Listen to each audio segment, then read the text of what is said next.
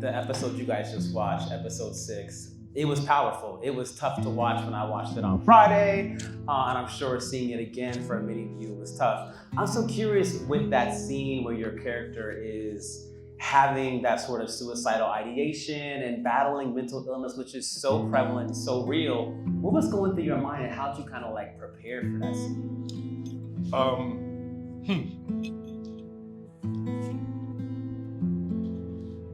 There was I lost my mother about was it 5 months ago, and my mother used to always say, when she had to pay bills, she would sit on the couch, and first there would be this tornado just going through the house, turning all the lights out.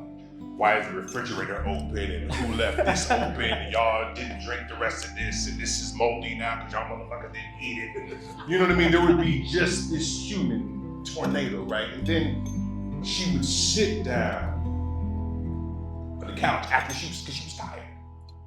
She would sit down on the couch and just exhale, and all she would ever say is, "I am tired."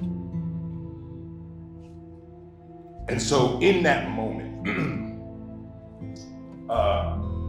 I reminded myself of how tired my mother used to be.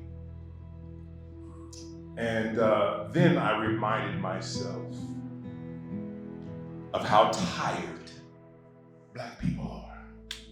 Oof. And so I've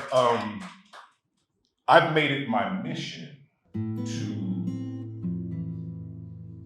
empathize with the people I see every day, right? And so I carry their pain, I carry their fatigue. And what you're seeing is a manifestation of the collective pain and the collective fatigue that is in everyday people who are struggling. You know, you hear their stories, you listen closely and intently, and you take a little bit of yourself, you put a little blood out, but you remember all those times when mama was tired.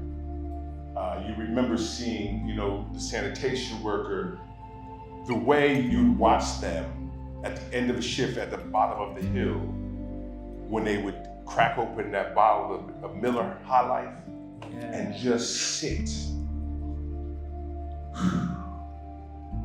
and drink. There's fatigue, there's pain there, because a life is being lived. A life is being lived that oftentimes ends up being unfulfilled. That's what you see up there.